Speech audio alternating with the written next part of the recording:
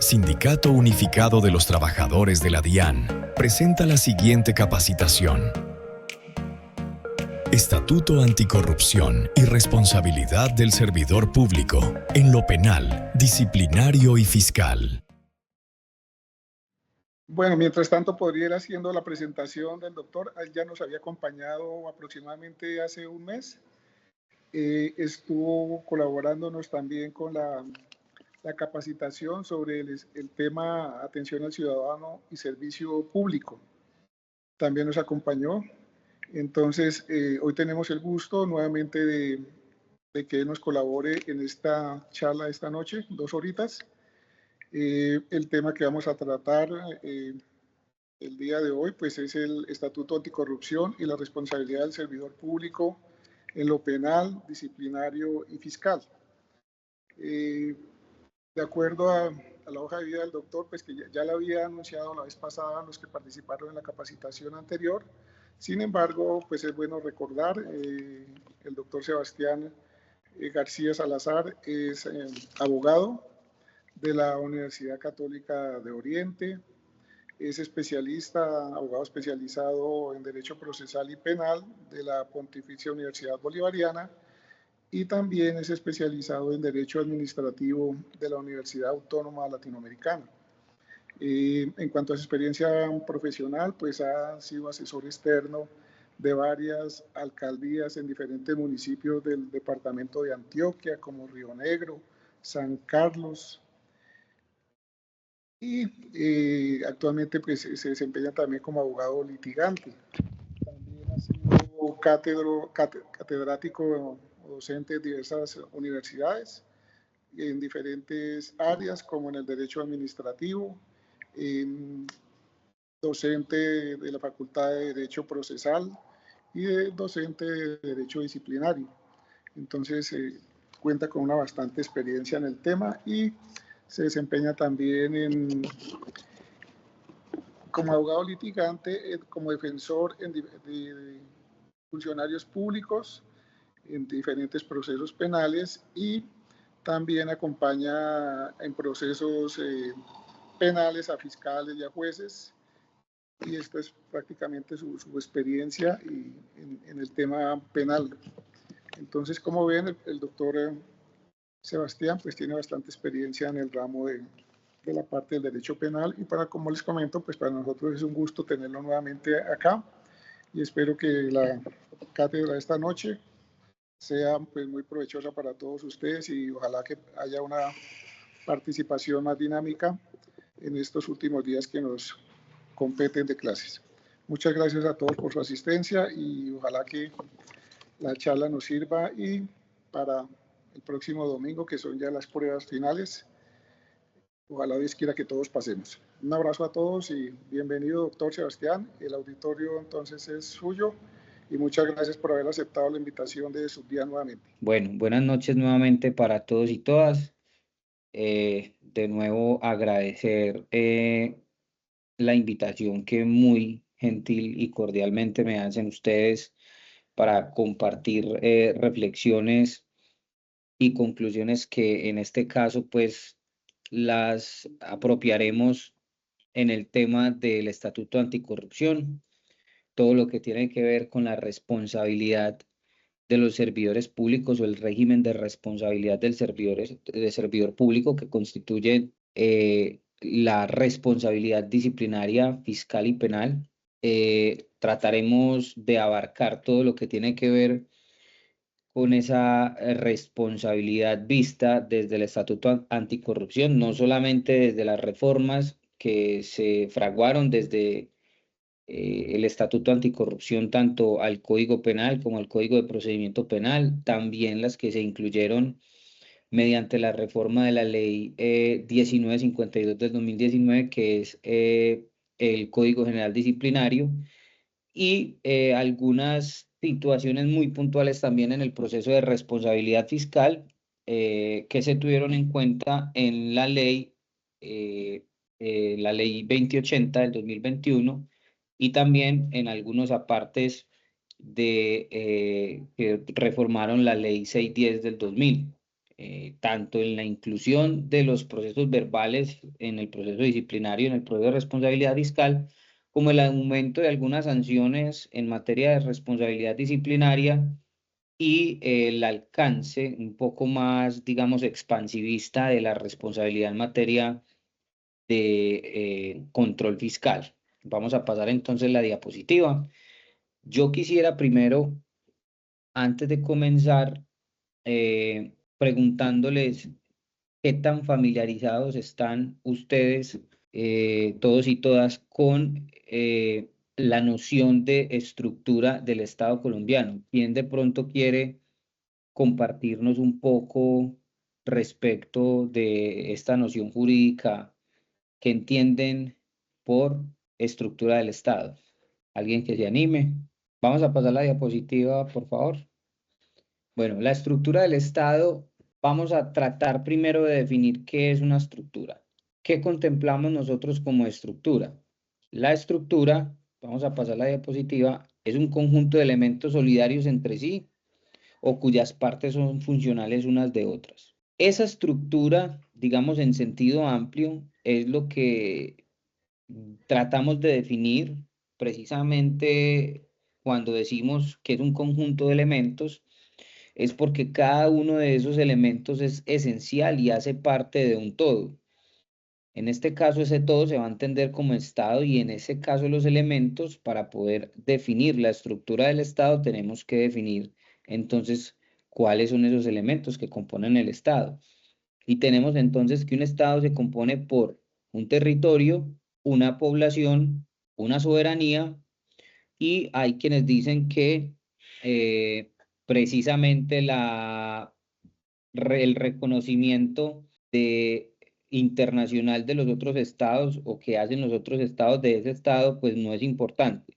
Yo incluiría ese cuarto elemento como esencial para poder que se pueda configurar, digamos, jurídicamente o políticamente un estado. Basta solamente con poner un ejemplo preciso y es lo que está pasando, por ejemplo, ahora entre Perú y Colombia. Si el reconocimiento internacional no fuese importante para el Estado colombiano, la gran mayoría de personas en este momento, en el conflicto que se está suscitando entre Perú y Colombia, con esta isla que se ha venido, digamos, reformando, más que deformando, reformando con el pasar de los tiempos, y han cedido ciertos territorios de cierta manera al Estado de Perú, digamos, territorialmente hablando, pues si la mayoría de personas dicen que el conflicto es de soberanía, y el conflicto no es de soberanía porque el Estado colombiano y el Estado peruano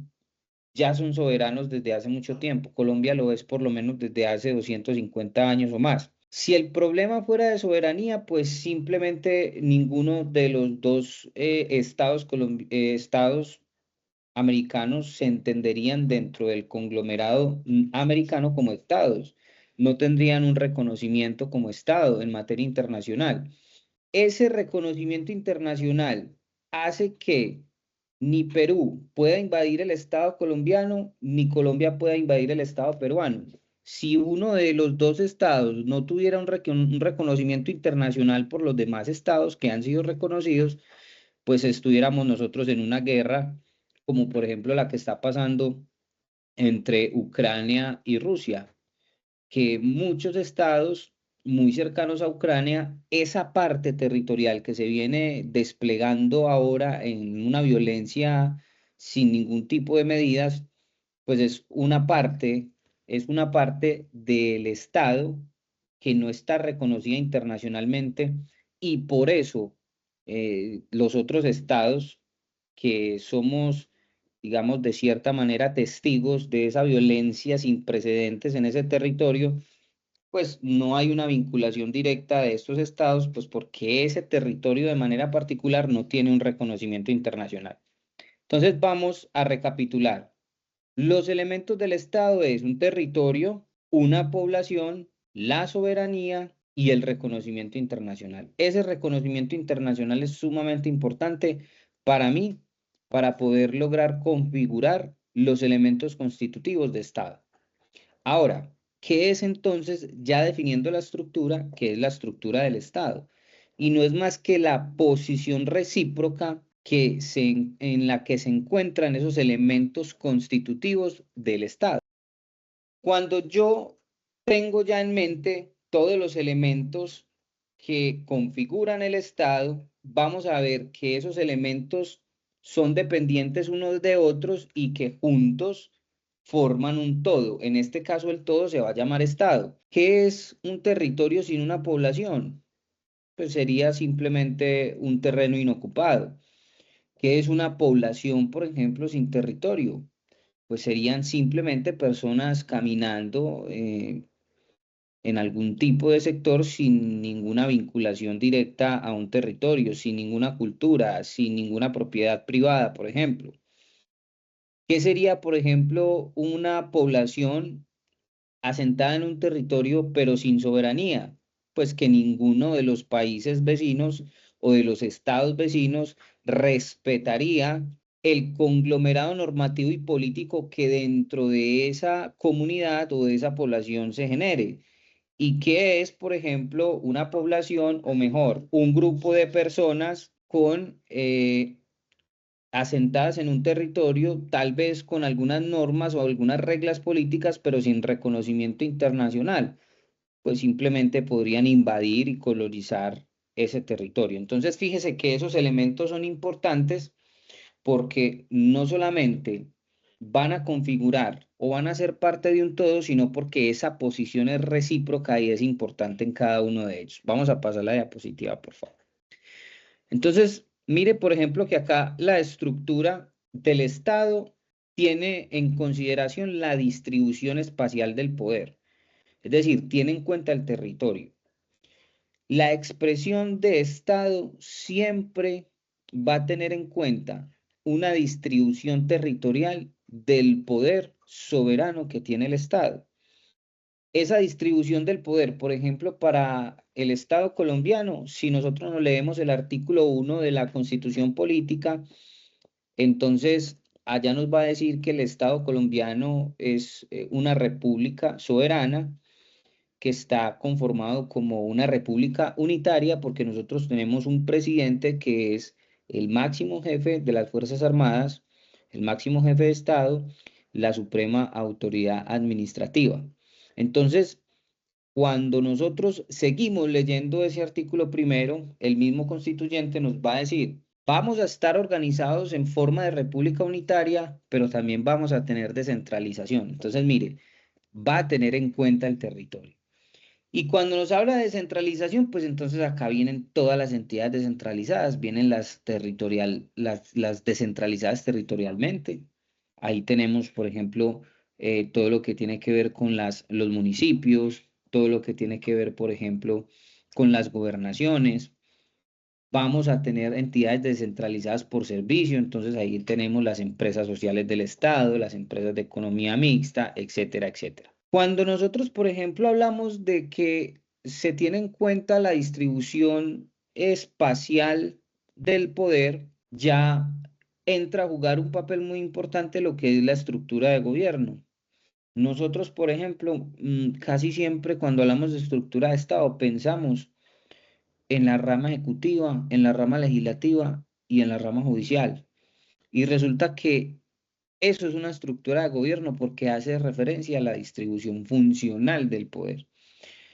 Yo les hago una pregunta, espero que esta sí me la respondan. ¿Cuántos poderes hay en Colombia? 3. 3. ¿Quién tiene otra respuesta? Todos estamos de acuerdo que son 3. Bueno, ¿cuáles son esos 3? Ejecutivo, legislativo y judicial. Listo. Muy bien.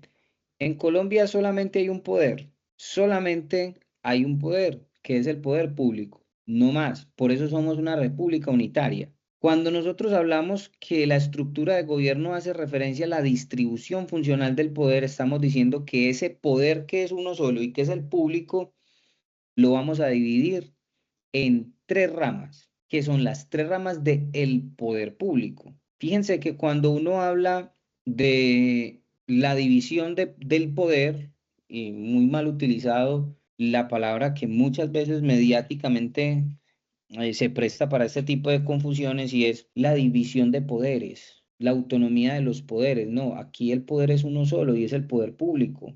Incluso la democracia de nosotros es representativa, porque el poder solamente está en el constituyente primario, que es el pueblo. Nosotros somos los que lideramos el poder público, por eso es solamente uno representado en una forma que es la República Unitaria.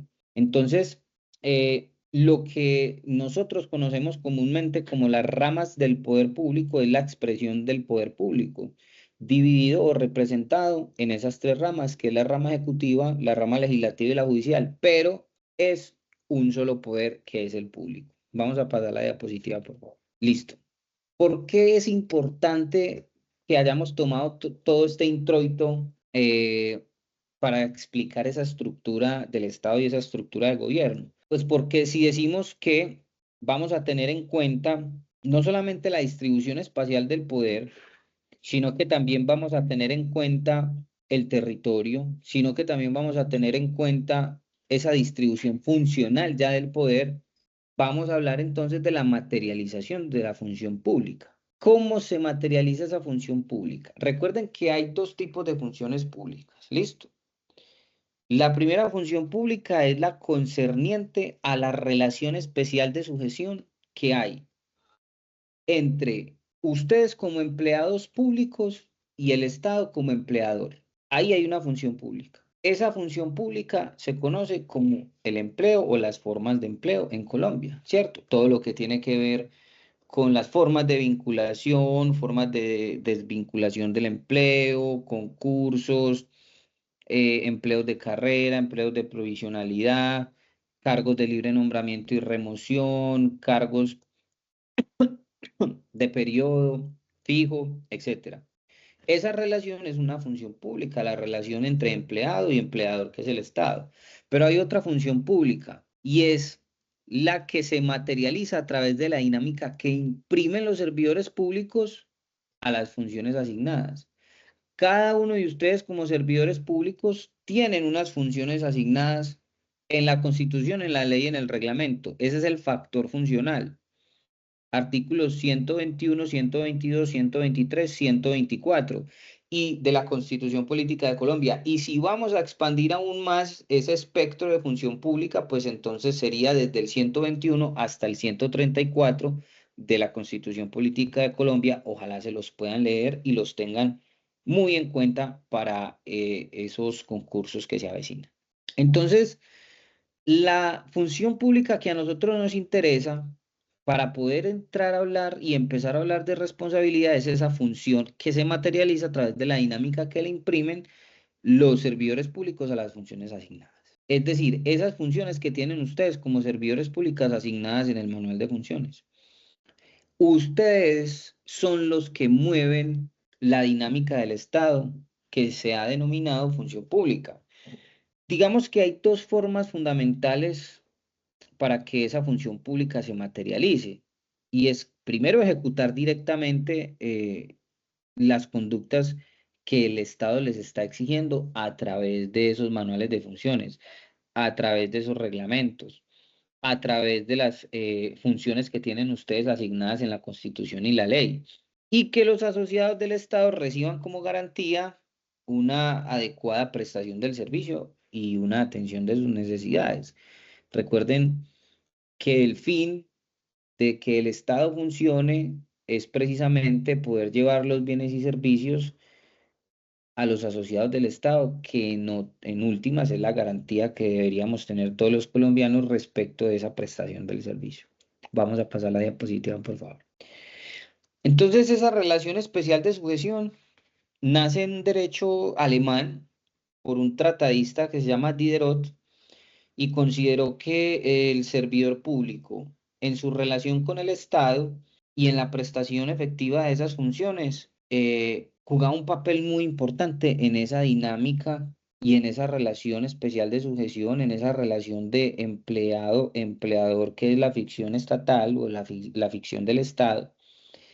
Y dijo, lo que pasa es que el Estado tiene empleados, discúlpenme la expresión, a diestra y siniestra. Hay un número mejor dicho, casi que incontable de empleados públicos en Colombia.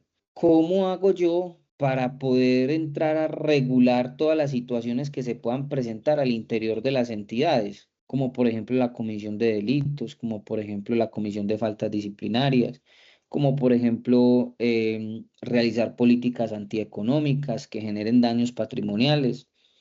Yo solo, como presidente de República Unitaria, no lo puedo hacer. Yo necesito distribuir este poder en otras entidades, necesito distribuir este poder espacial y territorialmente, necesito distribuir este poder por servicios, necesito crear otra expresión de poder que me permita a mí llegar a todas esas situaciones.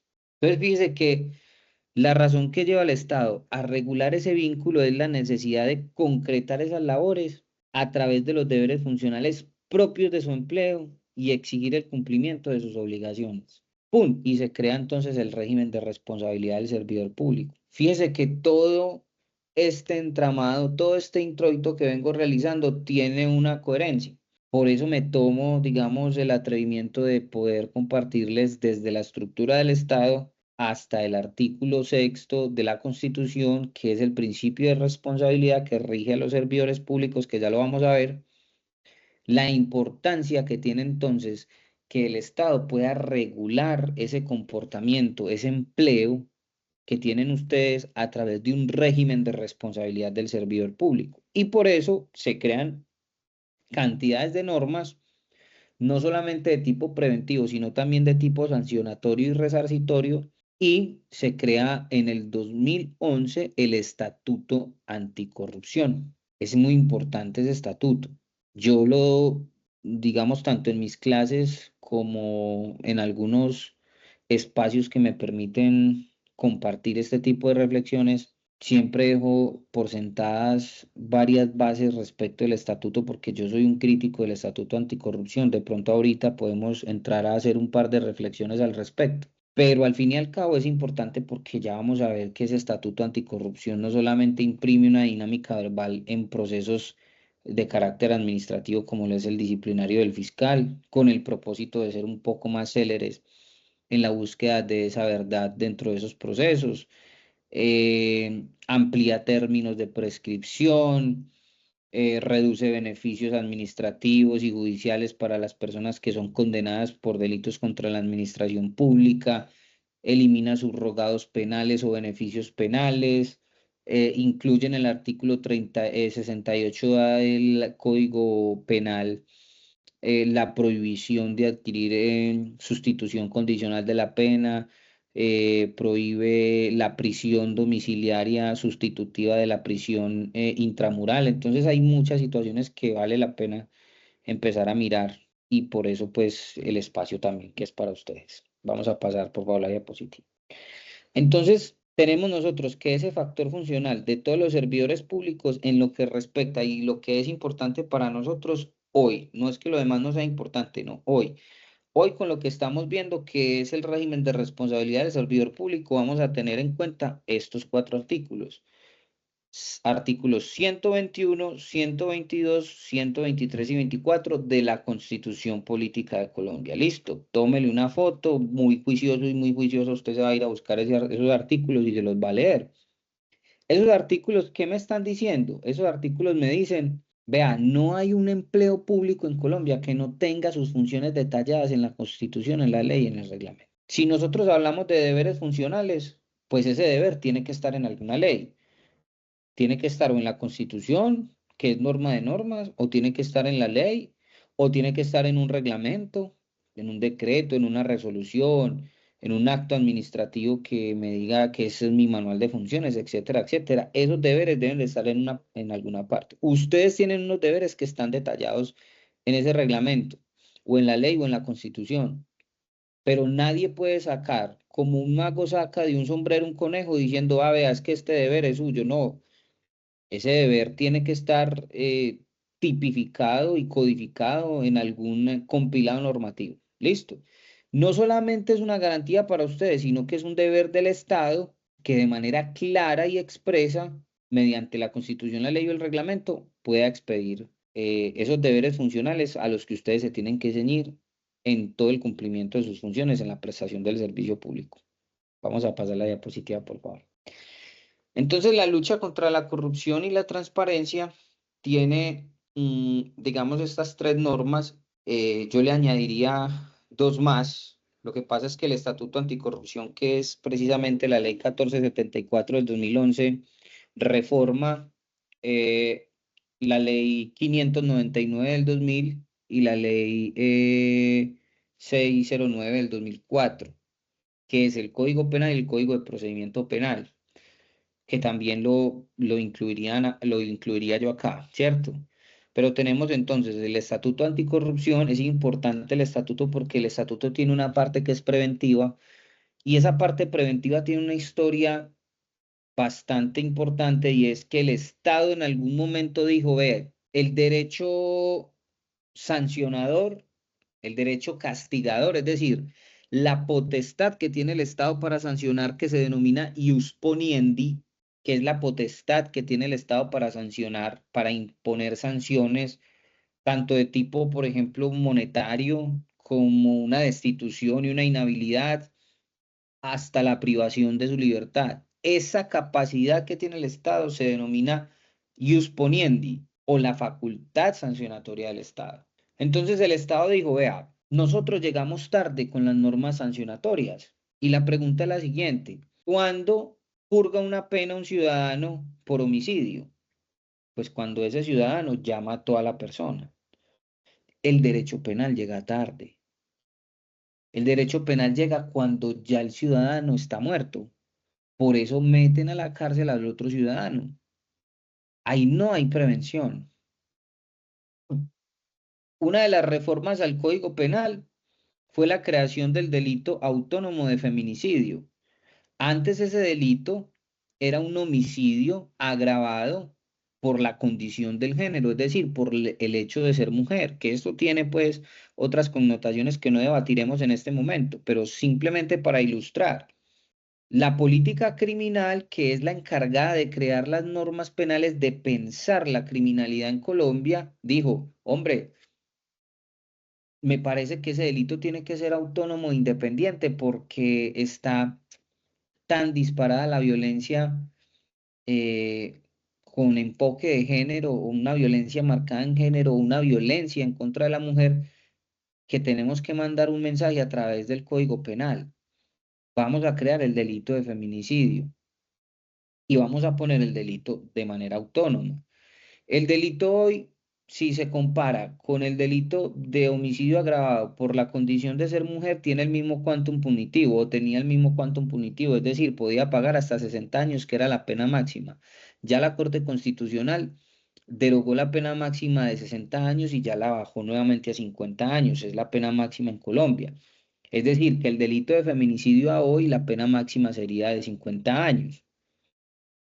La pregunta es, ¿basta solamente conseguir inflando la norma y las consecuencias jurídicas para generar prevención en la sociedad? ¿Ustedes creen que con la creación del delito de feminicidio se ha logrado reducir considerablemente los homicidios que se cometen en contra de la mujer con violencia basada en ese género? Yo creo que no. Y no cumple esa función, pues simplemente porque el derecho penal llega tarde. El derecho penal no tiene una función preventiva ni ningún derecho sancionatorio. Cuando se estaba pensando en corrupción en Colombia, con todos los niveles disparados de corrupción, se dijo lo mismo. Hombre, estamos inflando las normas, estamos generando penas más drásticas, estamos reduciendo beneficios para quienes cometan delitos contra la administración pública o para quienes estén inmersos en procesos de corrupción. La pregunta es, ¿ha disminuido la corrupción en Colombia? Con la entrada en vigencia, es que mírenle la fecha al Estatuto Anticorrupción. Es una ley del 2011 y han surgido muchas más reformas en el 2012, en el 2014, en el 2017, en el 2018, en el 2021. Ha reducido los índices de corrupción en Colombia. No. Entonces, el Estatuto Anticorrupción dijo, necesitamos generar o crear una norma que sea preventiva. Alguna política, y esto lo vamos a ver cuando miremos el MIPG, que si no estoy mal es el jueves, vamos a crear una política que nos permita poder gestionar estos riesgos y evitarlos. Para poder gestionarlos los tenemos que identificar. Cuando los identifiquemos, los gestionamos. Y cuando los gestionemos, los prevenimos y los evitamos. Se evita que el resultado corrupto, más nunca el riesgo siempre va a estar ahí, el riesgo nunca se elimina, el riesgo se gestiona. Entonces eso fue lo que hizo el Estatuto Anticorrupción y dio paso para que se creara, por ejemplo, el modelo integrado de planeación y gestión, que es el MIPG, dio paso entonces para que se creara todo lo que tiene que ver con el control interno y el MESI, y pues se supone que es el deber ser de estas políticas. Entonces, esa lucha contra la corrupción se da desde un terreno preventivo inicialmente y después desde un terreno sancionatorio, porque fue la intención que se creó. Así se viene entendiendo la teoría del conflicto social. Qué bueno que así se entendiera, por ejemplo, también para el tema del feminicidio. ¿Cómo hacemos nosotros para prevenir? Porque si lo que hacemos es endurecer las leyes, estamos diciendo vamos a castigar para cuando ya haya matado a una mujer, pero es que ese no es el deber ser del Estado en materia de prestar seguridad para un género que es mucho más debilitado desde el punto de vista de la seguridad. Obviamente las tasas de feminicidio están por encima de las tasas de homicidio que se cometen en contra de un hombre por el hecho de ser hombre, casi que son nulas. Entonces, obviamente eso pone al género femenino en una violencia basada en género, en una condición de desventaja.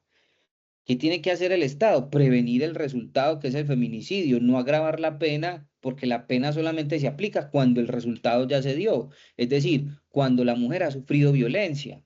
Entonces, se mira desde un punto preventivo y después de mirarse desde ese punto preventivo, lo que se hace posteriormente es, no se logró prevenir, usted no siguió las recomendaciones de la prevención, pues entonces ahí sí lo voy a castigar drásticamente. Vamos a pasar la diapositiva, por favor.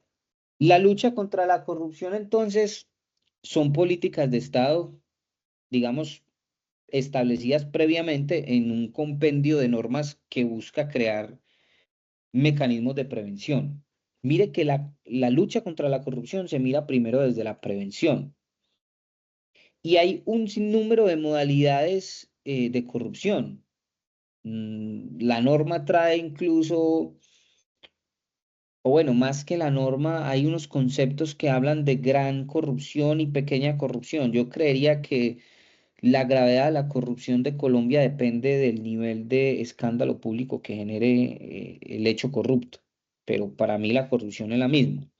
Una de las formas de evitar la corrupción es incentivar la participación ciudadana para que hagan uso de los canales institucionales, para que hagan control de los recursos públicos, para que utilicen los instrumentos, por ejemplo, que les otorga el Estado como transparencia, Colombia Compra Eficiente, por ejemplo. Eh, ese control que hace la ciudadanía de ese precisamente de esa prestación del servicio público hace que la lucha contra la corrupción sea preventiva, pero es que los ciudadanos muchas veces no sabemos que tenemos garantías de control frente a esos servidores públicos y por esa razón, pues un servidor público, pues por la ciudadanía propiamente casi que no está vigilado. Y la violencia que se ha determinado en Colombia también, con las vedurías que se crean, pues acá se crea una veduría para ir a hacer un control financiero de algún tipo de obra y ya el veedor tiene las amenazas que usted quiera. Sin embargo, pues también es sancionatorio. Y como es sancionatorio, entonces después de que no fue posible hacerlo preventivo, pues entonces lo hagamos lo sancionatorio. Y como sancionatorio, como les dije ahorita, hay un fortalecimiento de los procesos de investigación y juzgamiento, penas más drásticas, más modalidades de actividades investigativas muchísimo más invasivas en los derechos fundamentales, como por ejemplo el agente encubierto, las famosas chuzadas o interceptaciones telefónicas. Hay un endurecimiento de las penas y las sanciones disciplinarias y hay una creación de nuevos organismos digamos que permiten el análisis del fenómeno de la corrupción y hacen un acompañamiento de algunas políticas de tipo anticorruptivo. Vamos a pasar la diapositiva, por favor. Ese régimen de responsabilidad es sencillo: responsabilidad penal, disciplinaria y fiscal. Este es el régimen de responsabilidad del servidor público en principio. ¿Pueden haber otros regímenes de responsabilidades? Sí. Por ejemplo, los procesos administrativos sancionatorios. Por ejemplo, los medios de control que se realicen en contra de un servidor público o un trabajador de manera específica. Por ejemplo, la acción de repetición. Eso también es un régimen de responsabilidad. Por ejemplo, uno de los regímenes de responsabilidad que va más ligado a la entidad es, por ejemplo, los medios de control de nulidad constitucional, nulidad simple, nulidad y restablecimiento del derecho, etc. Pero para lo que vamos a hablar hoy, ¿qué es el tema de la corrupción? Básicamente, este es el régimen de responsabilidad del servidor público. La responsabilidad penal, que se deriva por la comisión de un delito, en su gran mayoría de comisión dolosa. Hay algunos que son culposos, pero son muy pocos. La responsabilidad disciplinaria, que se debería por la falta a su deber funcional o la inobservancia de esos deberes funcionales. Y la responsabilidad fiscal, que se deriva de generar un daño patrimonial al Estado, un detrimento patrimonial a causa de una indebida gestión fiscal o una política antieconómica. Vamos a pasar la diapositiva, por favor. Hay un principio de responsabilidad supremamente importante y es el siguiente: artículo 6 de la Constitución. Los particulares solo son responsables ante las autoridades por infringir la Constitución y las leyes. ¿Quiénes son los particulares? Yo, por ejemplo, que no soy servidor público, soy un particular. ¿Qué me está queriendo decir esa primera parte del artículo 6 de la Constitución Política de Colombia? Me está diciendo que yo, Sebastián García Salazar, como particular, puedo hacer todo lo que yo quiera, menos lo que está expresamente prohibido por la norma. Entonces la norma me dice, no puedo conducir borracho, entonces yo no puedo conducir borracho, pero yo puedo conducir. Yo puedo conducir, coger mi carro e irme por donde yo quiera, menos por donde la norma me diga que yo tengo que respetar la propiedad privada. Yo puedo estar en mi finca y poner volumen a todo taco en el equipo de sonido, en el bafle que suena súper duro. Pero si la norma me dice que yo estoy en una unidad, tengo que respetar unas normas, ¿cierto? No puedo poner la música a todo volumen. Yo puedo hacer todo lo que quiera, menos lo que expresamente está prohibido hacer. Esa es la responsabilidad en materia general, la que aplica para todos los particulares, es decir, todos los ciudadanos que no son servidores públicos. Pero mírese esto. Dice, los servidores públicos lo son por la misma causa, es decir, un servidor público va a ser responsable por infringir las normas, es decir, por incluso hacer lo que se le está prohibido hacer, ¿cierto? Un servidor público lo puede alcanzar una responsabilidad, incluso actuando por fuera de sus funciones de servidor público. Él va a ser también un particular en algún momento, en sus tiempos de descanso, en sus periodos de vacaciones, etcétera. Él también va a tener que responder por el mal uso de esa libertad. Pero mire lo que dice: los servidores públicos lo son por las mismas causas y por omisión. La omisión ya me encierra en un marco totalmente diferente al particular. Y es que cuando la norma o cuando el principio de responsabilidad a mí me habla de omisión, ya me está cargando unos deberes. Yo solamente puedo responder por omisión cuando yo tengo unos deberes por mi posición de servidor público y no los conozco, y como no los conozco, no los realizo. Eso es ignorancia supina. O conociéndolos, no los realizo porque creía que en ese momento no había necesidad de realizarlos. Eso es desatención elemental. O aún así conociéndolos y sabiendo que tenía que realizarlo en ese momento, no los hago. Eso es una omisión dolosa.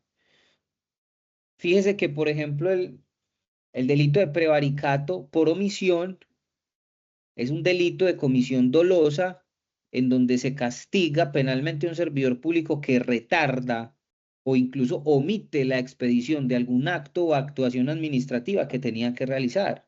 Entonces, es importante que ustedes sepan que esa omisión los puede alcanzar, esa responsabilidad por omisión los puede alcanzar cuando ustedes no conocen sus funciones, cuando ustedes no saben en qué parte de la estructura del Estado está, cuando usted ni siquiera conoce cuál es el objeto misional a la entidad para la que usted presta el servicio. Es decir, cuando usted ni siquiera se ha leído su manual de funciones y no tiene ni idea cuál de todas esas funciones. Usted viene ejerciendo sus funciones casi que de manera automatizada y no ha podido darse cuenta que muchas de las funciones que usted hace ni siquiera le corresponden. Y dice, o extralimitación en el ejercicio de sus funciones. Acá vamos a hacer una pregunta. ¿Quién me dice qué es extralimitar las funciones? ¿Quién se anima a participar? ¿Qué entienden ustedes por extralimitar las funciones? A ver, Diego, Leana, Harold. Es como hacer más de lo que está dentro de sus funciones eh, y de pronto lo que haga un jefe o algo así no esté dentro de sus funciones y él crea que lo puede hacer. Bueno, Alejandra, algún día nos conoceremos. Algún día le voy a dar un premio.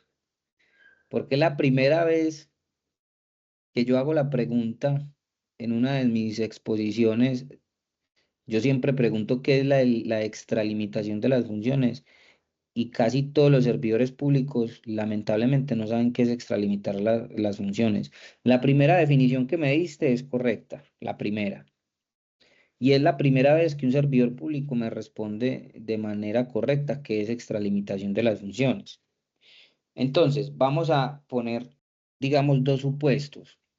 La primera es lo que la gente piensa o el servidor público piensa que es una extralimitación de la función. Normalmente, ¿qué se piensa? Y si hay alguien aquí que no piense eso, pues maravilloso, estupendo. Pero hoy por lo menos nos vamos a acostar a dormir sabiendo qué es una extralimitación de la función y cuándo estoy yo frente a una extralimitación de las funciones. Resulta que la gran mayoría de servidores públicos creen que extralimitar la función es hacer algo que no está dentro de mi competencia.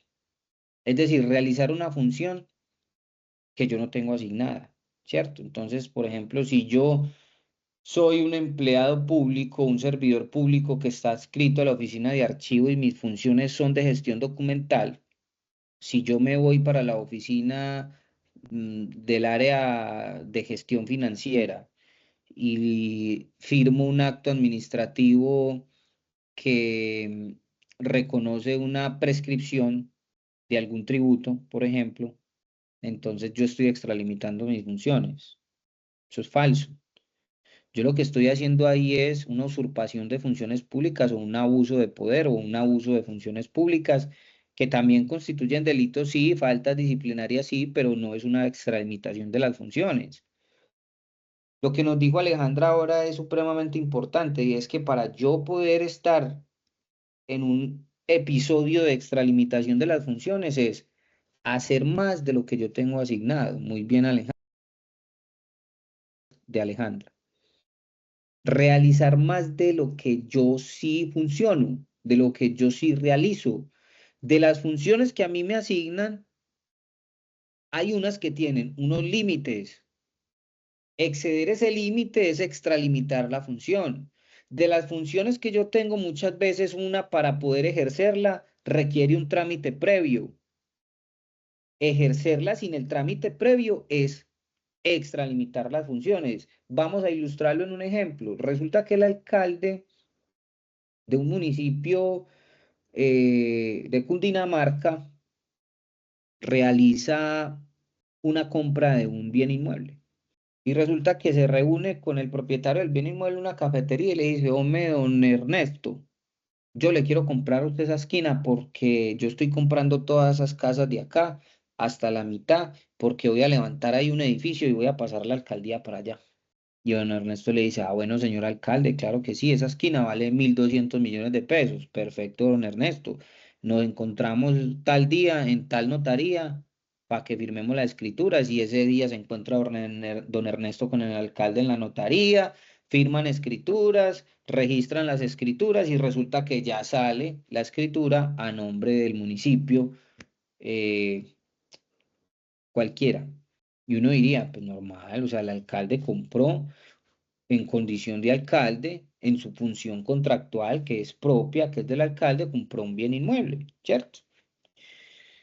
Y le dicen, alcalde, usted extralimitó las funciones. Y le dicen, pero ¿por qué? Es que, vea, si yo leo la ley 80, en el artículo 11, literal B, me dice que yo como alcalde tengo una función contractual y puedo celebrar contratos.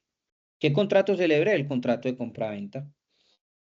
¿Qué compré? Un bien inmueble. ¿Me gasté la plata? No. Compré el inmueble, sí, véalo ahí. ¿Y a nombre de quién está? ¿El alcalde? No, está a nombre de la alcaldía, de la entidad territorial. Mírelo ahí, ahí está. La escritura dice alcaldía de Morroplancho, como dice una profesora mía. Ahí está, véala ahí. Y resulta que el asesor le dice, sí, alcalde, lo que pasa es que la ley 136 del 94 lo obligaba a usted a ir previamente al Consejo Municipal a pedir una autorización para poder ejercer esa función contractual. Resulta que la ley 136 del 94, por allá en el artículo como 35, parágrafo 4, dice que el alcalde deberá acudir al consejo con una propuesta inmersa en un proyecto de acuerdo, explicándole al consejo por qué para ese municipio es importante tener ese bien inmueble. ¿El alcalde tiene la facultad de contratar? Claro, está asignada por ley 80. Lo que pasa es que para ciertos contratos, como por ejemplo el de compra-venta de bienes inmuebles, tiene un trámite previo. ¿Cuál? Un acuerdo, la autorización mediante un acuerdo municipal, y el alcalde no lo hizo. Entonces, fíjese que lo que nos ilustró Alejandra, la compañía Alejandra, inicialmente es sumamente importante. ¿Cuándo estoy yo en la extralimitación de una función? Pues cuando esa función está asignada a mí, a mi competencia. Pero yo requiero de un trámite previo, como una autorización en este caso, a través de un acuerdo municipal para poder ejercer esa función contractual.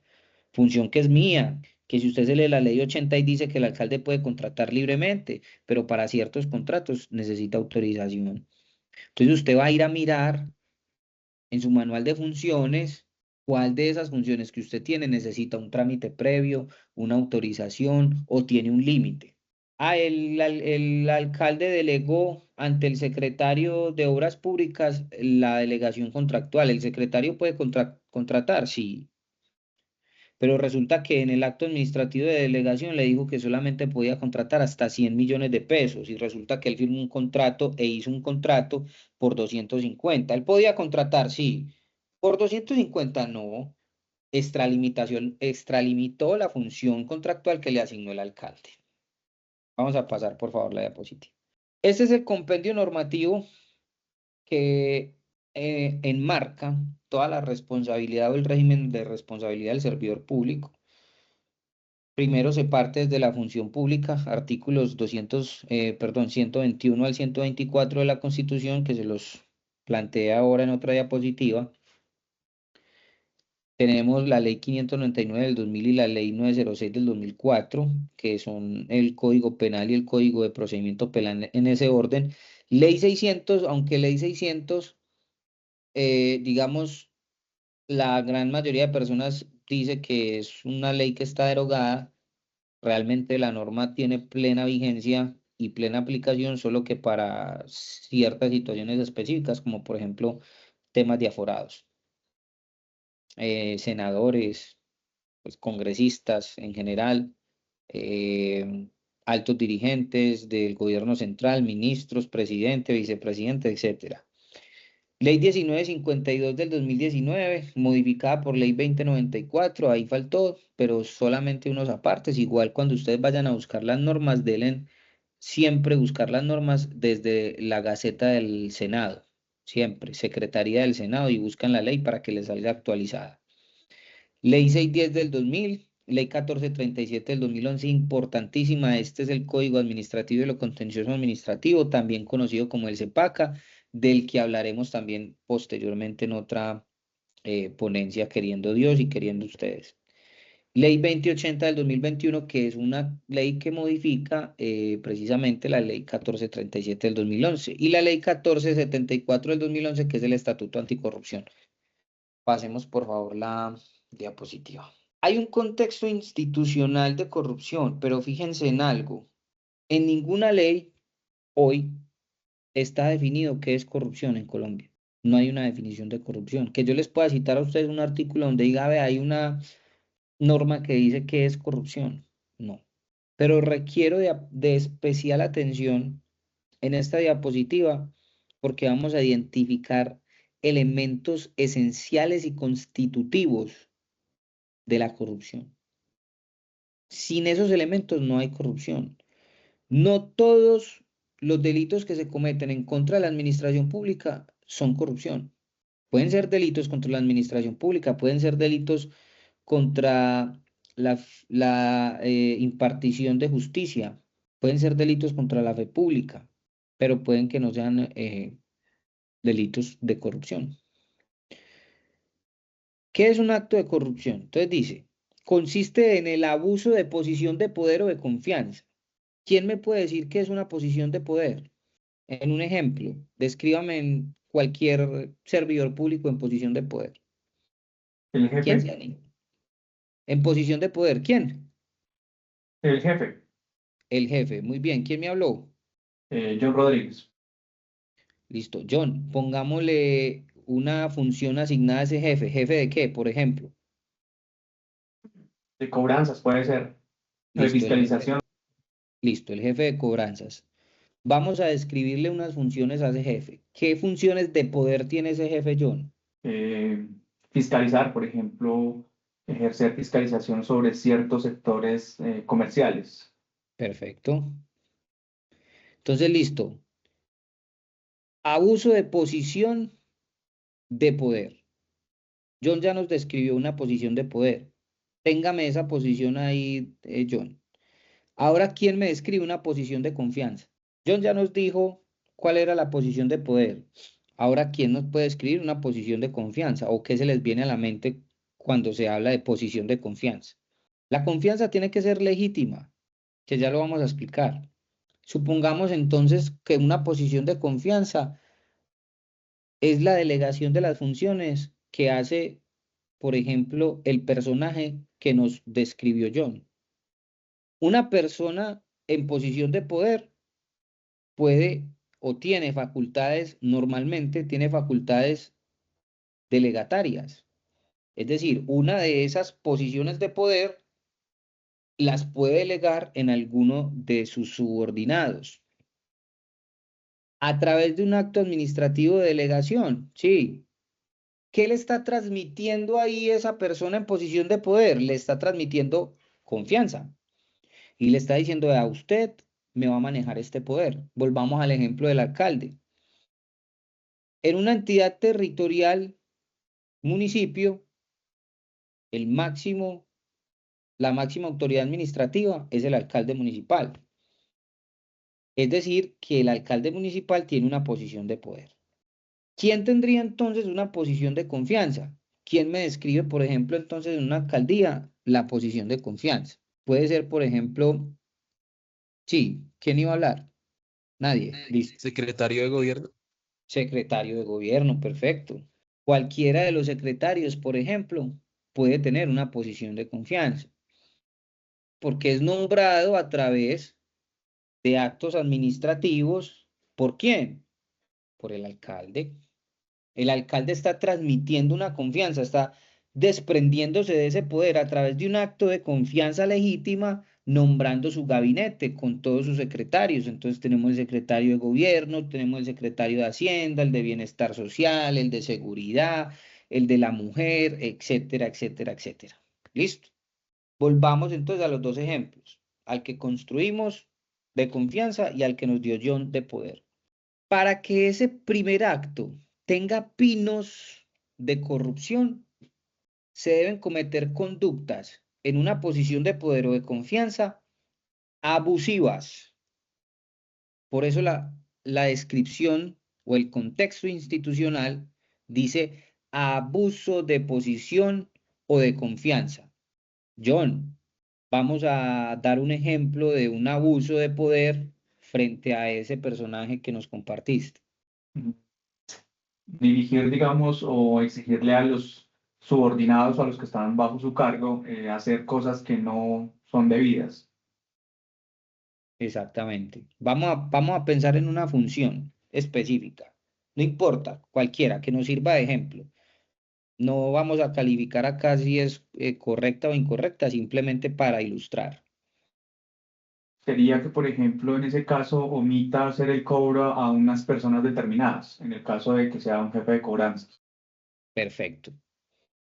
Bajo esa posición de poder abusiva, el personaje que nos describe John le dice a uno de sus ordinados, a uno de sus subordinados: hombre Manuel, hágame un favor y omita o retarde requerir el cobro de estas personas porque resulta que esta persona en particular es mi suegro y yo necesito ganarme a mi suegro y mi suegro, yo le caigo mal a mi suegro, yo necesito ganarme a mi suegro. Entonces yo le voy a mostrar finura a mi suegro y le voy a decir: suegro, vea, ahí usted tenía una deuda desde mi oficina, que es la de fiscalización, yo no la voy a cobrar, para que sepa, ahí la voy a dejar. Ah, bueno, no, listo, yerno, todo muy bien. Sí, no, pero está bien, pero yo tengo que darle allá una platica a Manuel, que es el que me va a hacer eso, a que se quede callado. Ah, listo, ¿cuánto es? No, pues va, la deuda suya es de 100 millones, pues deme 5. ¿Y la que construimos con quién me habló ahora? Que me dijo secretario de gobierno. Bueno, la que construimos con el compañero que nos dijo secretario de gobierno, podemos tomar el ejemplo que dimos ahora, en la función contractual. Entonces resulta que el alcalde, en pleno uso de su confianza legítima, delega una función contractual en ese secretario de gobierno y le dice: ve, Manuel, vos que sos el secretario de gobierno, te va a dar la capacidad de que puedas contratar. Me vas a sacar 3 proyectos desde la Secretaría de Gobierno y los vas a contratar vos. Solamente tengo una condición y te la voy a poner en el acto administrativo de delegación de función contractual. Y es que no me puedes contratar más de 500 millones de pesos en todos los contratos que me vas a celebrar. Y resulta que por allá en mitad de año, Manuel ya va en 600 millones de pesos. Ahí está extralimitando la función, pero vamos a ponerle la palabra abuso. Resulta que Manuel, en función de esa confianza que se le otorgó a través de la delegación contractual, no solamente extendió su capacidad contractual por más de lo que debía extenderla, se extralimitó, sino que empezó a contratar a dedo. O peor, habría, por ejemplo, convocatorias públicas o procesos de licitación y llegaba y le decía: hombre, vea, presénteme estos documentos, yo le doy ese contrato de 200 y usted me da 20 a mí. Interés indebido en celebración de contratos, un delito. Prevaricato por acción y concusión, el delito, por ejemplo, del jefe de John. Entonces, fíjese que esa posición de poder y esa confianza por sí sola no pasa nada. Pues, el poder se lo da, por ejemplo, al alcalde del municipio que votó por él, y en este caso el poder al personaje que nos compartió John, se lo da la capacidad de que haya llegado allá por cualquier tipo de nombramiento o incluso por mérito, y le otorga unas funciones, y una de esas funciones es de poder. Pero para que empiece a generar pinos de corrupción, debe haber un abuso de ese poder o de esa confianza que se le otorga a un servidor público a través de ese poder. Espero que vayamos bien hasta ahí. ¿Hay alguna duda o alguna inquietud? Perfecto. Está claro. Muchas gracias. Resulta que luego de que yo abuso de ese poder o de esa confianza, pues hay otro elemento que me dice que ese abuso o esa confianza puede ser para mí, es decir, para el personaje que nos creó John, o para ese secretario de gobierno que actúa con abuso de confianza, o puede ser para el beneficio de un particular, es decir, de otra persona, de un tercero. Cuando nosotros leemos el delito de peculado, que es un delito que describe perfectamente todos estos elementos de corrupción que ya estamos estudiando, ahorita vamos a ver ese delito. Ese delito dice que se haya generado un beneficio para sí mismo, que la posición de poder me haya generado un beneficio para mí o que lo haya generado para un tercero. Listo. En este caso, por ejemplo, en el prevaricato con el personaje de John, ese prevaricato por retardar no genera, si bien genera un beneficio, digamos que el delito de prevaricato, que también si tenemos tiempo lo miramos, pues es un delito monosubjetivo que va básicamente dirigido a retardar esa actuación administrativa, que es un deber funcional de esa persona que tiene una posición de poder y que puede decir tranquilamente, yo lo retardo, no lo hagan. Pero cuando él va y exige dinero al suegro para poder retardar ese acto, se configura un delito que se llama concusión. Ese delito de concusión hace parte de los delitos de corrupción en Colombia. Entonces recibe dinero y no solamente persigue dos fines esenciales de beneficio: el beneficio que le da ganarse al suegro y echárselo al bolsillo, y el beneficio que le da el factor económico, que es para un tercero, es para el amigo que se llama Manuel, que es para que se quede callado y no diga nada, retardando el acto. Entonces, el abuso de posición de poder o de confianza para el beneficio propio o para el beneficio de un particular. Ese beneficio que se obtiene debe ser en detrimento del interés colectivo. ¿Cómo así? Todos nosotros somos asociados del Estado, tanto de la República Unitaria como Colombia, como la descentralizada territorialmente y por servicios, ¿cierto? Alcaldía Mayor de Bogotá, Distrital de Medellín, Alcaldía Municipal de Sabaneta, Gobernación de Antioquia, Gobernación del Valle del Cauca, Ciudad de Santiago de Cali o Alcaldía de Santiago de Cali.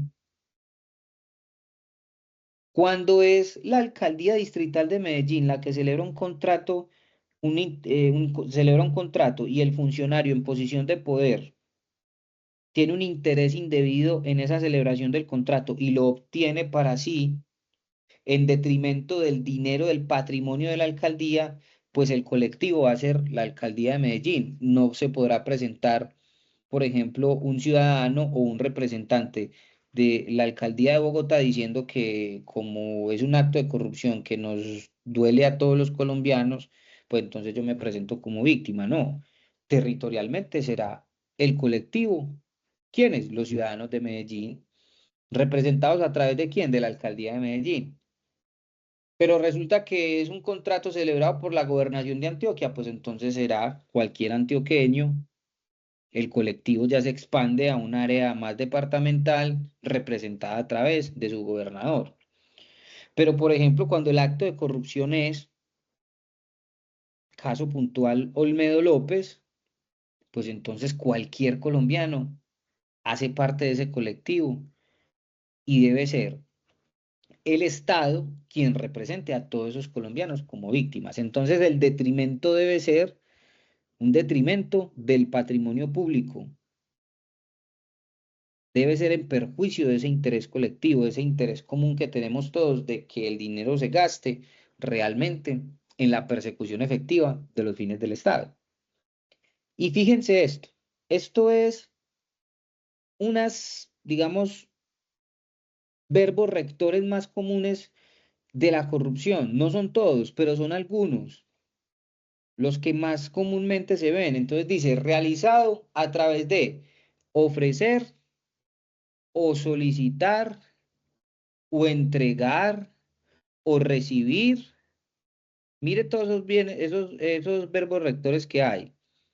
Entonces, ese abuso de poder o de confianza debe ser obteniendo un beneficio para mí o para un tercero en detrimento del colectivo a través de, o cuando yo ofrezco dinero para que el servidor público no haga su función, cuando yo solicito dinero a un ciudadano, yo siendo servidor público para yo no hacer mi función, cuando yo entrego dinero de un servidor a otro servidor público para que ese servidor público vaya y cambie el voto como senador, cuando yo voy y recibo el dinero y lo que hago es cambiar mi voto como senador o como representante a la Cámara.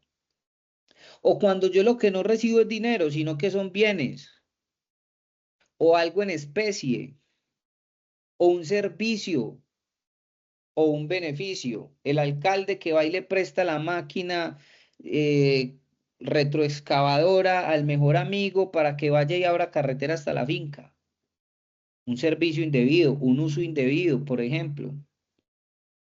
Cuando yo entrego un beneficio, le contraté la hermana a mi suegro y no reunía los requisitos esenciales para ocupar el cargo, pero ahí la metimos.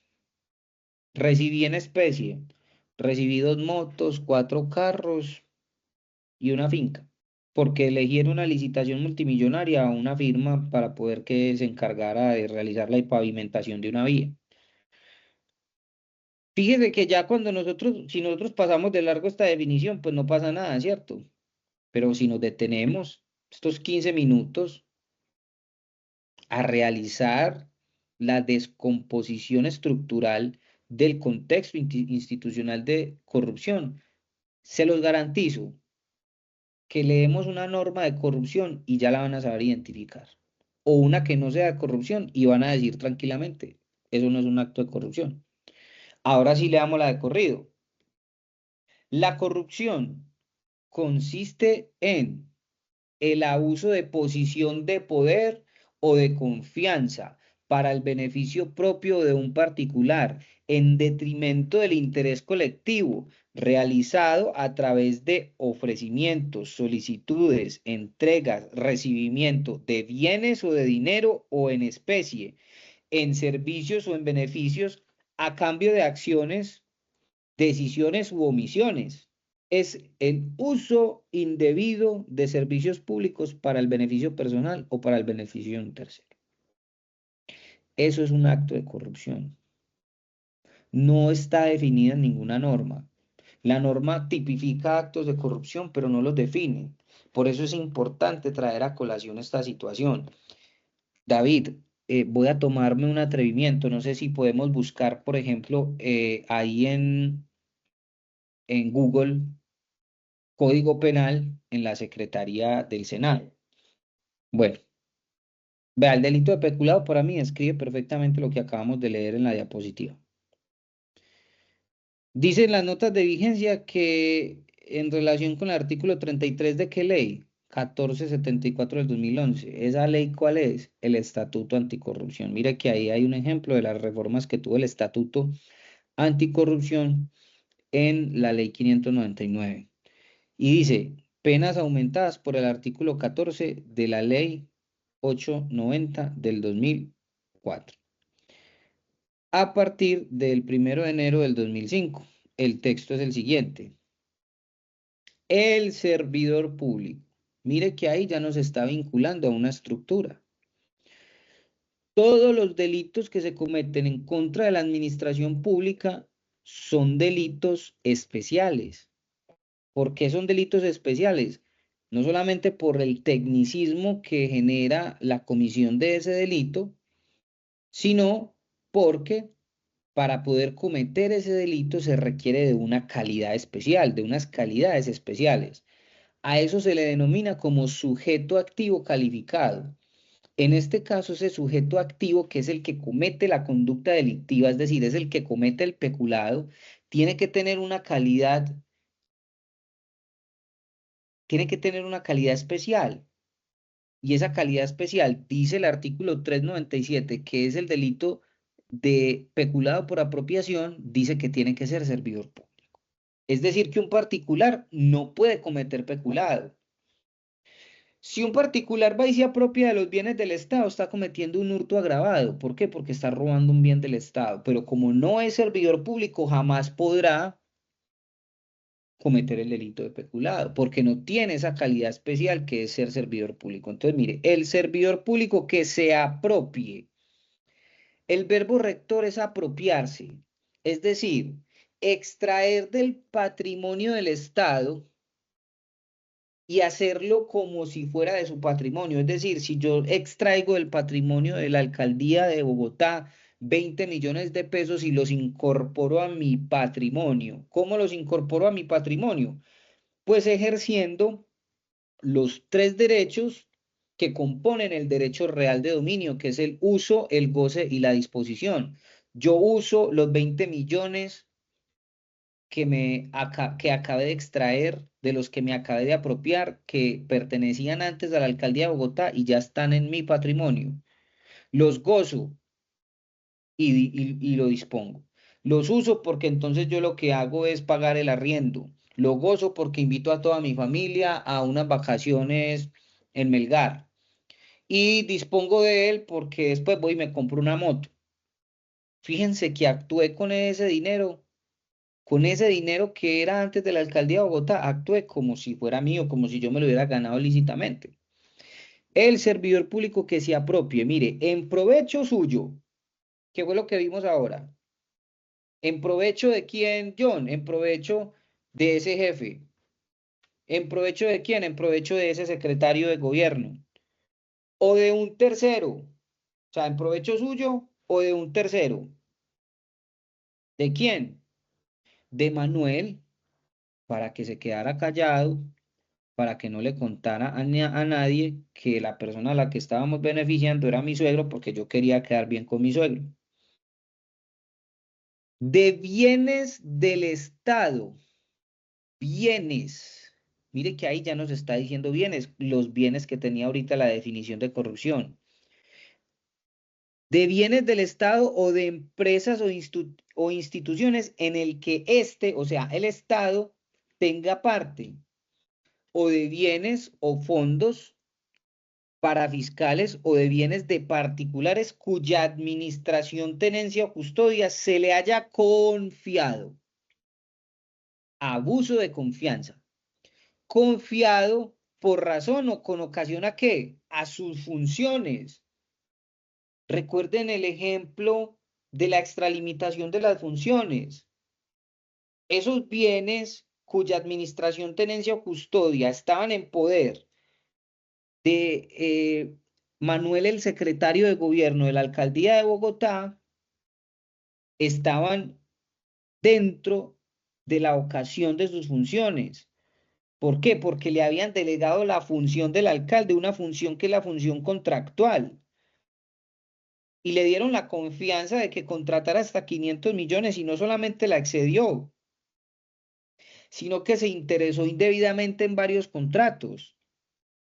Y no solamente se interesó indebidamente en varios contratos, sino que se apropió de ese dinero a través de una confabulación con el contratista para que le diera dinero. Contrató una empresa de un familiar y se repartió la plata con el familiar. Incurrirá en prisión de 96 a 270 meses. Entonces, fíjese que ahí están todos los elementos de la corrupción. Está el abuso del poder, el sector que es apropiarse, dice que es en provecho suyo de un tercero, que sean bienes del Estado, que haya sido la tenencia, administración o custodia asignada a él por ocasión a sus funciones y que se haya realizado bajo un abuso de confianza. O lo hago yo abusando del poder, o lo hace otro servidor público al quien se le haya confiado la tenencia, la custodia o la administración de esos bienes. Ese es uno de los delitos que, digamos, es más ilustrativos en materia de corrupción. Podemos, David, qué pena volver entonces a las diapositivas. Vamos a pasar, por favor, en la diapositiva, gracias. Bueno, eso fue lo que les expliqué ahora. Realmente no hay mucho que agregar respecto a esta diapositiva. Hay, digamos, un esquema utilizado tradicionalmente por Transparencia por Colombia, donde se habla de pequeña corrupción y corrupción a gran escala o de gran corrupción, para mí realmente todo va a depender del escándalo mediático. No va a ser tan escandaloso que un alcalde de sexta categoría de un municipio de Antioquia, como por ejemplo San Vicente, se robe 20 millones de pesos, a que el alcalde de Bogotá se robe los mismos 20. Yo creo que no hay un interés tan mediático en un contexto tan amarillista y tan consumidor como el colombiano, que salga una noticia por medios nacionales diciendo el alcalde de San Vicente se robó 20 millones, a que digan el alcalde de Bogotá se robó 20 millones. Mucha plata para San Vicente, muy poquita para Bogotá. Aún así, es muy probable que el escándalo sea superior y mucho más fuerte para el alcalde de Bogotá. Sin embargo, es igual de grave. Entonces, pues yo no comparto ese escalafón. Sin embargo, pues se los dejo de presente porque es muy probable que en uno de los ejemplos o de las preguntas puede salir que en un caso o en una, digamos, situación casuística se pueda poner de presente un conjunto de actos que se consideran, que digamos, pueden ser graves, como la gran corrupción, pero que se hagan en pequeñas proporciones, ¿cierto? Digamos que bajo monto, en trámites muy sencillos del Estado, bajo la confianza de servidores públicos que no sean de pronto, digamos, tan populares, etcétera. Y pues tenemos la gran corrupción, que es todo lo contrario, ¿cierto? Pero fíjense que, poniendo el ejemplo que nos ofrece Transparencia por Colombia, pues vamos a ver que son los mismos 20 millones, que la conducta es igual de grave, pero que el escándalo se lo lleva una persona que tenga más posición popular frente a la opinión pública. Vamos a pasar entonces la diapositiva. Acá están entonces los tres conceptos de responsabilidad: la responsabilidad penal, la responsabilidad disciplinaria y la responsabilidad fiscal. Una persona es responsable penalmente cuando se le ha atribuido la culpabilidad de un hecho punible. Una persona tiene responsabilidad penal cuando tiene el deber jurídico de responder por un hecho delictivo. La responsabilidad disciplinaria entonces se va a configurar cuando se realiza un desacato a las normas propias de las funciones del servidor público. Cuando yo no realizo mis deberes funcionales de manera correcta o las realizo de manera inconclusa o no las realizo.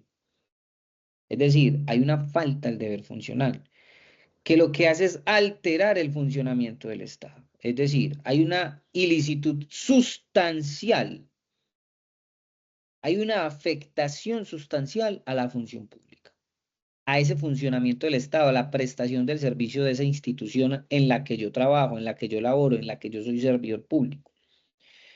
Y la responsabilidad fiscal tiene por objeto el resarcimiento de los daños ocasionados al patrimonio público como consecuencia de la conducta dolosa o gravemente culposa de la indebida gestión fiscal.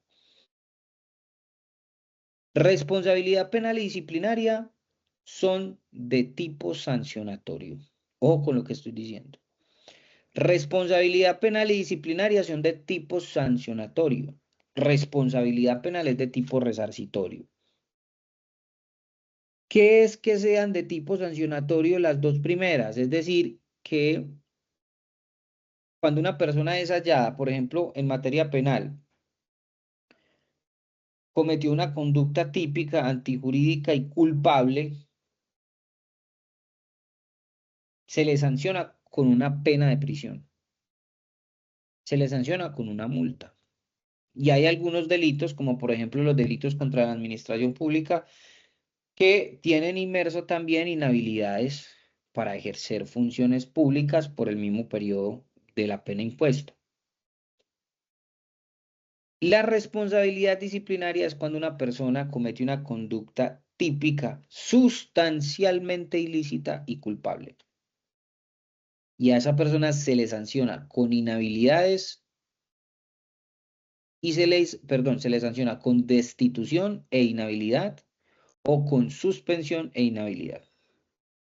Entonces, dependiendo del grado o de la gravedad de la conducta, pues se degrada la pena o se aumenta la pena, o se degrada la sanción o se aumenta la sanción para los que son de tipo disciplinario.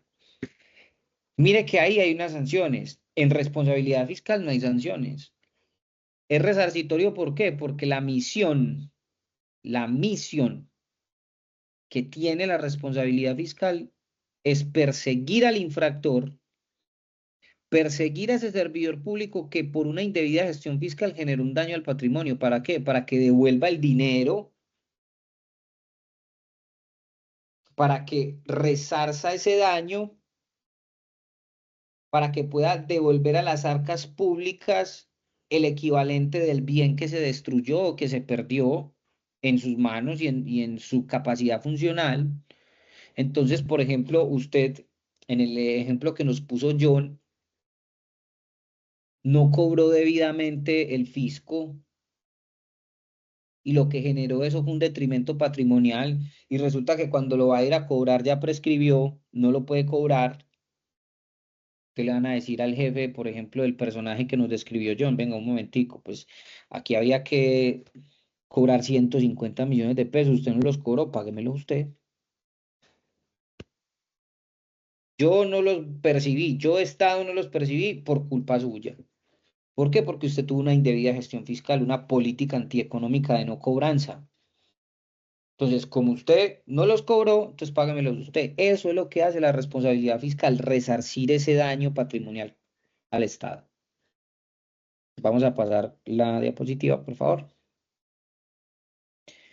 Esta es la estructura de las tres responsabilidades.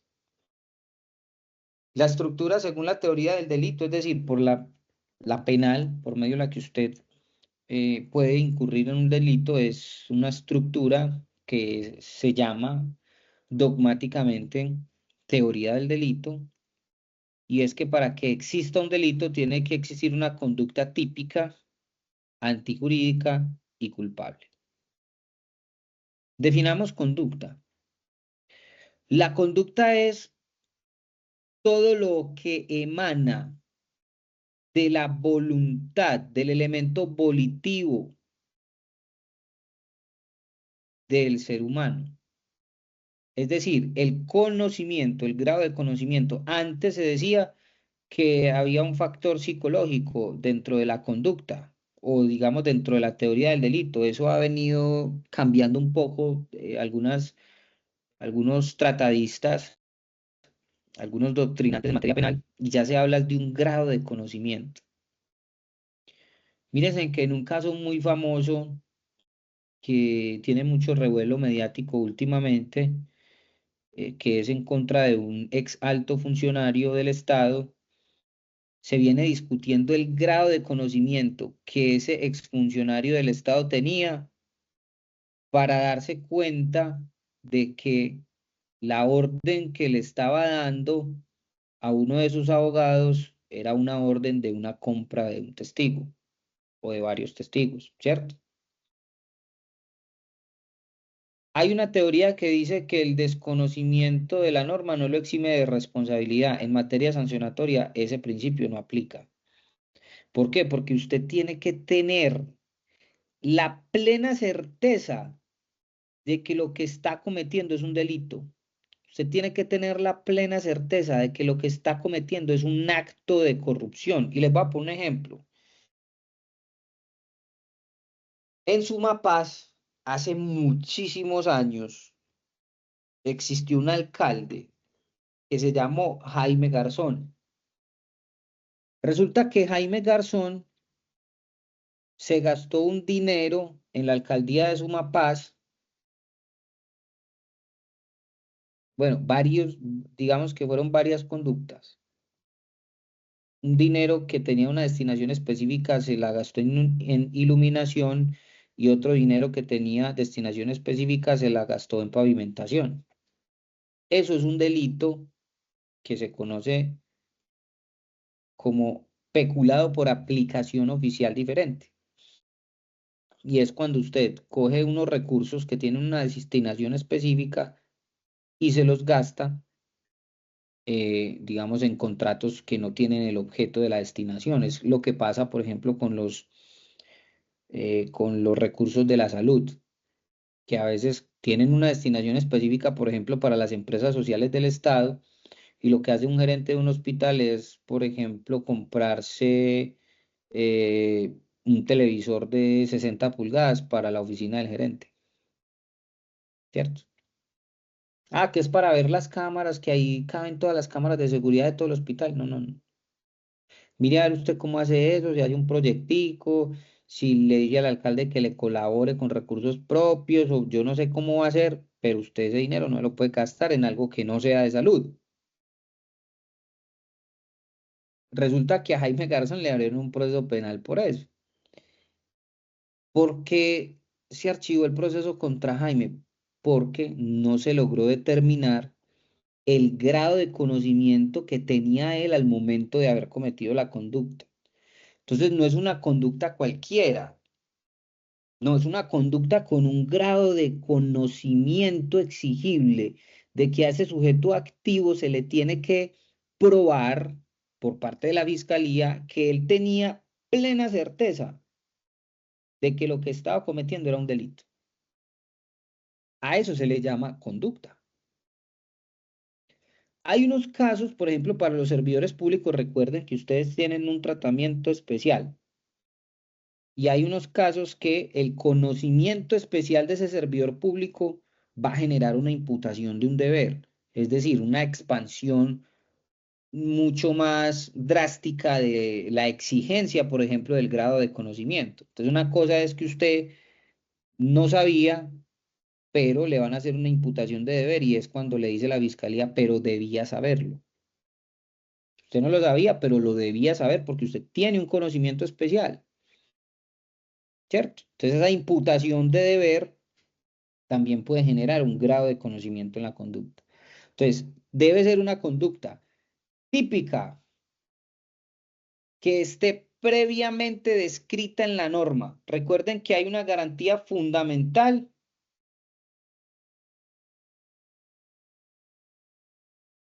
Recuerden que ustedes tienen una garantía fundamental y es que solamente pueden ser juzgados por un acto, en este caso por una conducta preexistente al acto que se le imputa.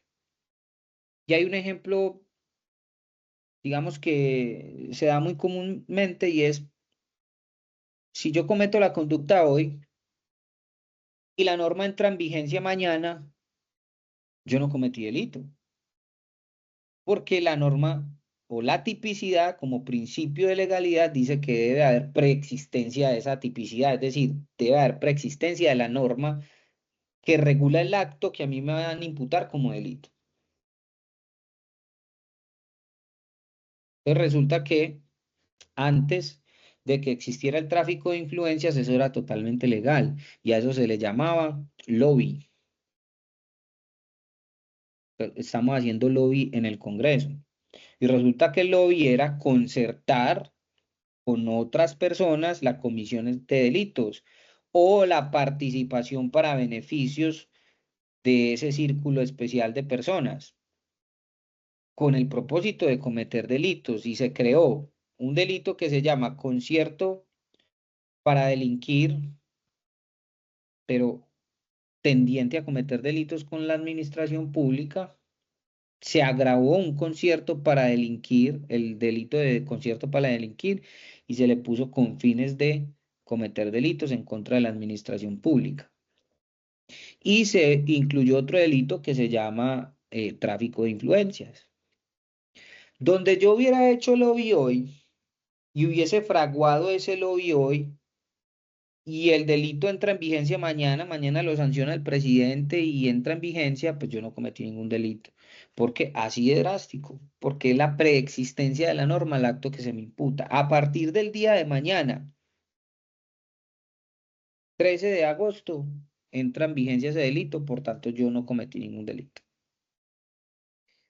Entonces, debe ser una conducta, un grado de conocimiento exigible para saber que lo que yo estoy cometiendo es un delito y esa conducta tiene que ser típica, tiene que estar descrita en la norma como delito. o como falta disciplinaria. Antijurídica, es decir, que vaya en contra de la ley, que afecte un bien jurídico para los delitos y la función del Estado para faltas disciplinarias, y que esa afectación sea sin justa causa.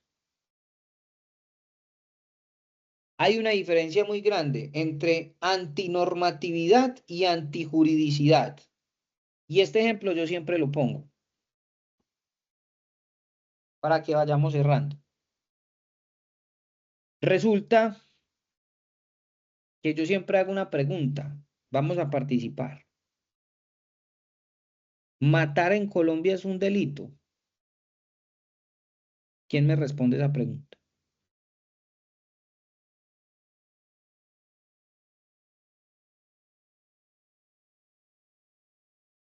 Los corché, yo no creo. ¿Matar en Colombia es un delito?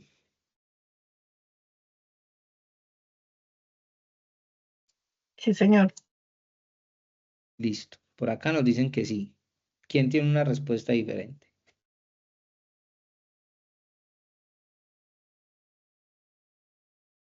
Bueno, Depende. depende. Me encanta la respuesta. Alejandra, hoy mejor dicho, te estás llevando todos los reconocimientos porque nunca me había pasado esto. Depende. ¿Por qué depende, Alejandra? Pues porque depende, o sea, si es pues para salvaguardar mi vida y de pronto yo asesine a alguien para que no me matara a mí, pues ahí no creo que sea un delito. Pero si lo hago Exactamente. para hacerle daño a otro, sí.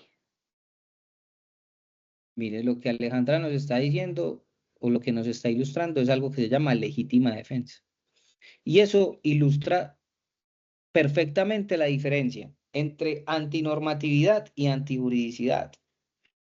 Resulta que matar en Colombia es antinormativo, de cualquier forma, así sea de la forma en que la está describiendo Alejandra.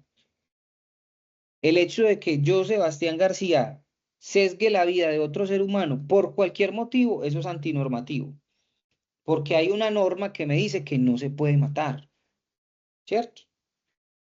Resulta que el delito de homicidio está dentro de un grupo de delitos en los que el bien jurídico tutelado es la vida. Es decir, ese bien valioso que nosotros como ciudadanos normativizados y organizados a través de normas hemos dicho vamos a proteger la vida. Y como vamos a proteger la vida, vamos a prohibir matar. Si yo mato, entonces es antinormativo, estoy yendo en contra de la norma. Pero la antijuridicidad tiene un análisis más profundo. La antijuridicidad no dice es antinormativo, no. Para poder llegar a la antijuridicidad, el análisis tiene que ser si afectó el bien jurídico protegido, que es la vida. Sí se afectó, si lo mató. La otra pregunta es, ¿sin justa causa? Y aquí viene el ejemplo que nos pone Alejandra. No, sin justa causa no. Había una legítima defensa. Ah, bueno, ya es diferente. Lo mató, sí. Antinormativo, sí. ¿Se afectó el bien jurídico? Sí. ¿Está el muerto? Claro, véalo ahí. Lo están recogiendo. ¿Se afectó el bien jurídico sin justa causa? No. No, porque resulta que ese señor venía detrás de Alejandra con un machete y Alejandra lo que hizo fue coger un palo que había por ahí y le dio un golpe en la cabeza y el señor se murió. Legítima defensa. Entonces, mire que no siempre matar en Colombia es un delito y a eso es a lo que yo quiero ilustrarlos y convocarlos a ustedes cuando vayamos a pensar en antijuridicidad. Entonces, para que esa conducta, que es el grado de conocimiento de que yo estoy cometiendo un delito, sea típica, tiene que estar preexistente. Al momento de yo haber cometido esa conducta, ya el delito tenía que existir. Que sea antijurídica, es decir, que no solamente vaya en contra de la norma, sino que afecte un bien jurídico sin justa causa. el bien jurídico tutelado en los delitos contra la administración pública es la administración pública, ¿cierto? El patrimonio del Estado, por ejemplo. Entonces, que yo afecte ese bien jurídico sin justa causa, sin causa alguna, y que adicionalmente yo tenga una posición dentro de esa sociedad que haga que exista un reproche frente a esa conducta y que me sea exigible a mí haber actuado de una manera diferente. Eso se llama culpabilidad. Delito, conducta típica, antijurídica y culpable. Conducta típica, sustancialmente ilícita y culpable, es la teoría de la falta disciplinaria. La conducta es la misma. El grado de conocimiento que yo debo de tener. La tipicidad es igual. Aquí tiene un plus y es que para el delito, es decir, para la norma penal, los delitos solamente pueden estar en el Código Penal. A mí no me pueden armar un delito como una colcha de retazos, no. Solo los que están en el Código Penal, no pueden haber delitos por fuera del Código Penal, solo los que existan ahí. Principio de legalidad estricta. En materia disciplinaria no funciona así. En materia disciplinaria, yo puedo viajar por normas extradisciplinarias y traerme deberes de otras normas y armar o crear una tipicidad que no esté propiamente descrita en el Código Disciplinario. Es decir, por allá el artículo, si no estoy mal, 64 de la Ley 1952 del 2019, que es el Código General Disciplinario, dice que cuando yo no logro adecuar la conducta del servidor público en una norma descrita como falta disciplinaria en el Código Disciplinario, yo puedo ir al Código Penal a ver si esa conducta se asemeja más a un delito y traerme esa conducta que es un delito y juzgarlo en un juicio disciplinario y sancionarlo disciplinariamente. Fíjese la capacidad que puede tener la Procuraduría o la Oficina de Control Interno Disciplinario o incluso las personerías municipales. Entonces, ahí hay una configuración de tipicidad que hace que los servidores públicos con potestad disciplinaria puedan crear, digamos, sanciones, o más que sanciones, digamos, puedan crear tipos disciplinarios en esa configuración legislativa y puedan crear como una colcha de retazos, que es algo que yo realmente he cuestionado mucho, que yo pueda crear como una colcha de retazos esa falta disciplinaria y sancionar a una persona. Sustancialmente ilícita. Aquí, por ejemplo, hay un grado más que la antijuridicidad. Aquí no solamente para que exista falta disciplinaria tiene que ser antinormativo, no solamente tiene que ser antijurídico, sino que se le debe generar un daño sustancial a la administración pública, a esa función pública y función administrativa, a esos principios de la función pública, a esos principios de la administración. ¿Qué es generarle un daño sustancial o poner en riesgo, por ejemplo, la función del Estado sustancialmente? Les voy a poner otro ejemplo. Ya son las 9, perdimos tal vez 5 minuticos tratando de lograr compartir la pantalla. Regálenme en esos 5 minuticos, que en esos 5 minutos termino. El ejemplo es el siguiente. Hay un médico que trabaja para una empresa social del Estado y está trabajando para urgencias. Los médicos en Colombia que trabajan para las empresas sociales del Estado, si no estoy mal, entran a las 7 de la mañana, salen a las 7 de la noche en urgencias. Entonces hay otro que coge el turno a las 7 de la noche y sale a las 7 de la mañana, ¿cierto? Bueno, resulta que yo soy un médico de urgencias en un municipio donde nadie se enferma, no hay violencia, entonces realmente el movimiento de urgencias prácticamente es nulo. Nadie va por allá, la expectativa de vida es alta, son personas saludables, un municipio que hace demasiado deporte, no hay violencia, no hay presencia de grupos armados. Entonces allá está, así cruzado de brazos, el médico en urgencia, esperando a que alguien entre y no entra nadie. Y resulta que el médico dice, son las 6:45, yo me voy a ir, me voy para la casa. Y se va para la casa. Y el otro médico entra a las 7 y no pasa nada, listo. Dejemos ahí ese ejemplo. Vamos con el otro ejemplo. Resulta que yo soy un servidor público que trabaja contestando derechos de petición. Y tengo un horario de 7 de la mañana a 5 de la tarde en una administración pública. Y resulta que yo miro el reloj y digo 4:45. Hoy está como suave el trabajo, yo me voy para la casa. Y se va para la casa. ¿Qué es generar un riesgo o causar un daño sustancialmente a la administración pública? ¿Cuál de esos dos creen ustedes? ¿Cuál de esas dos conductas creen ustedes que es la más reprochable? El que se fue 15 minutos antes, y trabajaba para la administración contestando derechos de petición, o el médico que se fue 15 minutos antes y estaba en servicio de urgencias. Fíjese que el reproche aquí en culpabilidad, en grado de culpabilidad, va a ser mucho más exigible para el médico. Y es la misma conducta, pero sustancialmente ilícita. Esa afectación sustancial a la administración pública se puede ver más en el médico que se fue, porque la probabilidad de que pudiese llegar una persona en condiciones de salud casi que mortales y que pudo haber sido salvado por ese médico que se fue 15 minutos antes para la casa es alta, ¿cierto?